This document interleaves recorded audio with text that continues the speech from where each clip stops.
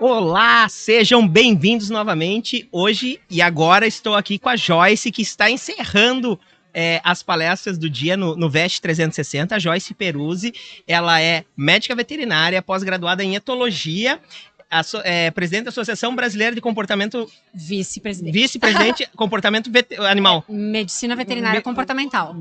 Medicina veterinária comportamental e fundadora da equipe Joyce Peruzzi, médica veterinária comportamentalista, a nossa terapeuta dos animais.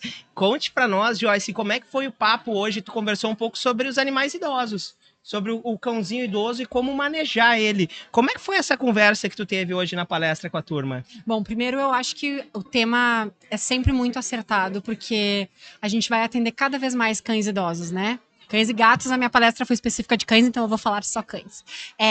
Porque a gente tem conseguido, com uma medicina veterinária de excelência que a gente tem hoje, ter pacientes mais longevos. Mas, junto com isso, a gente precisa entender as demandas específicas de um cãozinho idoso, o que a gente espera que seja normal no envelhecimento e o que já é patológico. Então, a conversa foi muito nesse sentido do veterinário saber identificar os sinais, principalmente iniciais, da disfunção cognitiva, que também é conhecida como Alzheimer canino, enfim, porque por ser uma doença sem cura e progressiva, o diagnóstico precoce ou mesmo a prevenção, ela tem que ser a chave, né? Porque eu costumo dizer que um cachorro ele não morre de disfunção cognitiva. O final dele, se não for por outras comorbidades, vai ser uma eutanásia. E tudo bem, não é um problema.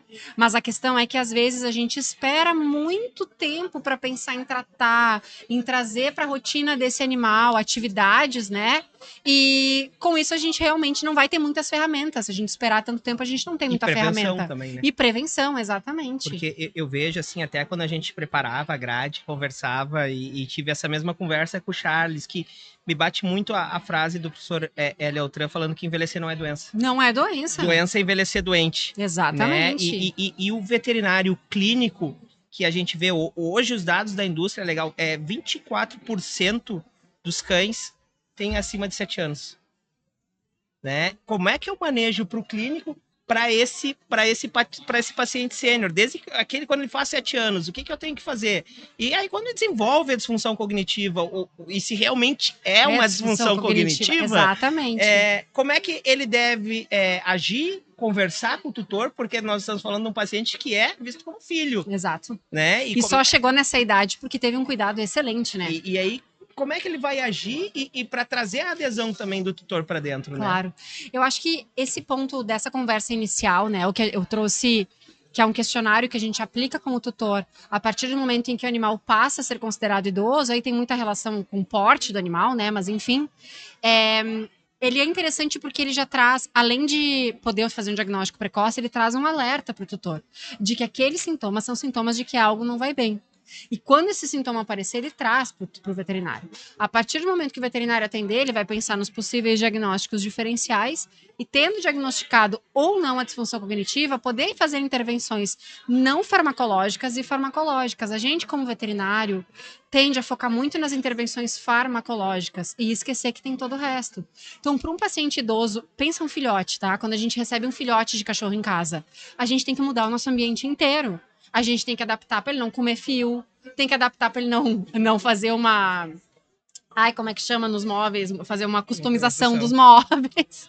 Tem que cuidar para ele não morder a gente, tem que ter banheiro para tudo que é lado, porque ele não sabe fazer. A gente faz isso naturalmente. Quando o cachorro fica mais velho, a gente não se dá conta que a gente tem que mudar isso também. Não pode ter piso escorregadio, senão ele vai deixar de se movimentar. O banheiro tem que estar num lugar acessível, senão ele não vai. Se ele tem que subir uma escada para ir no banheiro, ele já tá com dor, ele não vai subir. A gente tem que pensar que a atividade, ele não vai mais caminhar 4 quilômetros na orla, mas ele vai fazer um passeio mais curto e ele precisa fazer esse passeio, porque a falta de atividade física está relacionada diretamente a maiores níveis de disfunção cognitiva, isso durante a vida toda. Então, essas medidas não farmacológicas, elas são tão importantes, se não mais importantes, do que as medidas farmacológicas. Pensar em atividades para o cão idoso adequadas àquele paciente, é óbvio, se é um paciente que já não caminha muito, a gente dá uma descida por 15 minutinhos, já está ótimo. A atividade em casa, com enriquecimento ambiental, principalmente explorando bastante a questão do faro desse paciente, adequada àquele paciente. Não esquecer que é um tutor que está o tempo inteiro cuidando.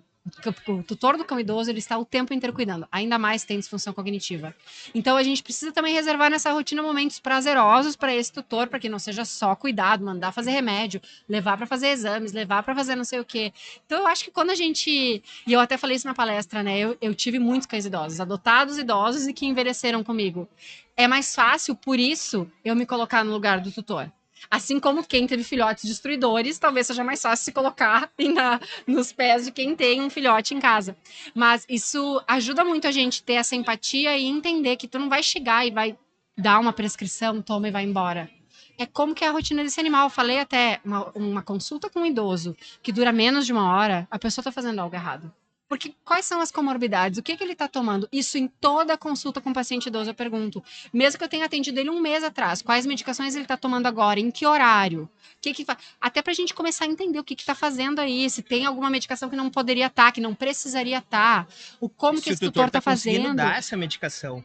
E às vezes o tutor me diz assim, dessas aqui eu escolho dar essa quando ele não quer. É justamente a que não precisa dar, se não conseguir dar, Ou entende? é a que precisava dar e as outras todas não precisa. Exato. Então a consulta com o paciente idoso, ela tem que ser essa consulta rica. Por isso que eu comparo com o filhote, né? Porque o filhote a gente tá ali falando de tudo. Até 1 ano de vida do cão, são muitas consultas no veterinário. Então exame pré-castração, desverminação, antiparasitário, ração, qual a ração que tu vai dar, quando que vai mudar, a vacina, é muita coisa. O idoso deveria ser igual e a gente não tá fazendo isso, né? E aí, olhando, eu tava até agora há pouco conversando com o Ricardo sobre oportunidades de mercado. É uma oportunidade imensa. Porque não é algo que está fazendo que vai fazer mal. O cliente quer aquilo, o tutor precisa disso, ele precisa de orientação. E tu, como um especialista, tu fornecer uma consulta geriátrica, porque a maioria das pessoas sabe fazer bem, dos veterinários, uma consulta pediátrica. Sabe?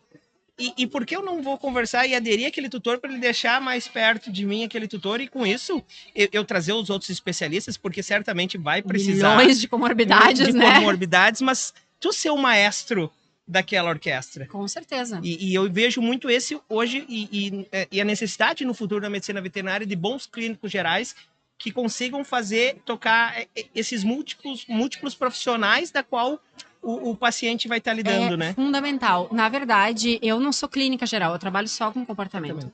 Mas, necessariamente, quando eu falo de disfunção cognitiva, eu falo de uma doença que exige um monitoramento mais frequente e que é o que está ali no dia a dia do tutor, que está realmente impactando a qualidade de vida dele e do animal, muitas vezes, tá? Tem as outras comorbidades também, mas enfim. De não conseguir dormir, do barulho. Exato, de ficar desorientado, de se colocar em risco, né? Então... A gente acaba tendo que orquestrar isso porque tu tá na mudança ali de rotina, de medicações que o animal tá tomando quase que o tempo inteiro. Mas o clínico geral, ele tem uma oportunidade nisso que é sensacional. Ele precisa ter isso, né? E como comportamentalista, como tu enxerga as principais questões do que é normal do idoso e o que é doença? Quando as pessoas, o colega te chama para tu fazer o atendimento, tu percebe muito a falta dessa distinção do que do que é patológico, do que não é patológico? Com certeza. Na verdade, esse foi um assunto também da palestra, né? Como muitas vezes o veterinário mesmo, ele faz o diagnóstico. Ele consegue perceber que aquilo ali não está normal. Mas ele fala... Né, eu até falei na palestra, é como tu levar a tua mãe com Alzheimer num médico e ele dizer, a tua mãe tem Alzheimer. E deu. Agora? E nada. Agora? Mesmo que Alzheimer também não tenha cura. A gente tem estratégias para minimizar a progressão. Ele vai ter que conversar contigo sobre o que esperar da doença a partir de agora. Como que isso vai ir até o fim, sendo que nos cães a gente tem essa vantagem de poder fazer um fim, é um privilégio. A gente poder fazer um fim digno para esse paciente, mesmo que ele não esteja tomando essa decisão, né? Não seja ele a tomar a decisão, mas a gente consegue fazer isso. Então, isso tudo precisa ser colocado desde o momento zero do diagnóstico. Não é lá na frente com uma família que não está dormindo há meses, com um paciente todo desregulado de diversas comorbidades, internado. Não é aí que eu vou falar disso pela primeira vez. É lá atrás. Então, eu sinto, talvez, ela seja uma doença bastante conhecida, mas pouco trazida para a prática de eu perguntar para o tutor sobre isso. Mas eu espero o tutor me trazer. Só que o problema é que quando eu espero o tutor me trazer, ele me traz quando ela já progrediu muito. E aí eu realmente não tenho muito mais o que fazer. Aí fica muito frustrante pra gente, né? Aí, além de ser frustrante pra gente, de deixar um caso que poderia ter um outro desfecho, ter um desfecho que talvez não seria o mais adequado para a nossa realidade atual da medicina veterinária. E falando aí para os colegas veterinários, também é uma oportunidade que tu está perdendo de mercado como um profissional de entregar um serviço de qualidade para um tutor que tem o paciente, aquele pet como filho, de te fidelizar a tua marca e tu ser bem remunerado por isso, porque hoje a gente vê em muitos colegas, a gente estava brincando aqui o tempo de formado, não sei o que, eu posso dizer que no teu grupo de formado vai ser o mesmo passo do meu grupo, que eles estão, muitos colegas, insatisfeitos com a profissão. E aí, o que ele tá fazendo para assumir o protagonismo, né? A minha mãe tá em Alzheimer, tá? E aí, o que eu faço com isso? Não luta contra Alzheimer, o que eu posso fazer com Alzheimer? Se tá chovendo lá fora, o que eu vou fazer com a chuva? Eu vou usar um guarda-chuva, eu vou pôr uma capa de chuva. A chuva não vai acabar. Eu vou me molhar, né? Todas são saídas, mas te responsabiliza por isso. E isso é uma oportunidade que o nosso mercado tem, do mercado de emoções, que o colega, ele tá terceirizando, não está sendo ativo e muitas vezes negligenciando a oportunidade de um animal ter uma melhor escolha que aquele tutor poderia estar. E eu acho que tem outro ponto também. Quando a gente tem uma doença como a disfunção cognitiva, que é triste, né? Ela é bem triste mesmo. As pessoas até pensam, como é que tu gosta de atender isso? É porque eu gosto de ver a família envolvida, enfim. Mas ela é uma doença triste. O final dela sempre vai ser triste. Não tem como não ser triste. Mas tem como não ser traumático para aquela família. Porque esse tutor, eu quero que ele tenha mais cachorros. Porque ele é um maravilhoso tutor. Não só pensando no ponto de vista mercadológico, eu quero que ele volte para mim, eu quero que ele seja meu cliente para a vida inteira. Mas da relação, de quão bem faz uma relação para quantos pets que precisam de um lar, exatamente. Ele é o tutor perfeito para um pet que precisa de um lar. Agora, após enchente, então tem tanto cachorro para adoção, tanto gato para adoção. Eu quero mais é que ele tenha mais um. E se for traumático esse fim, a pessoa não vai, ou vai demorar muito para ter um novo animal. Então é triste tudo, mas a gente tem como tornar esse momento menos traumático. E aí vem o ponto desse veterinário que fez os diagnósticos, que esteve ao lado da família, que foi muito ético, muito claro em relação a tudo isso.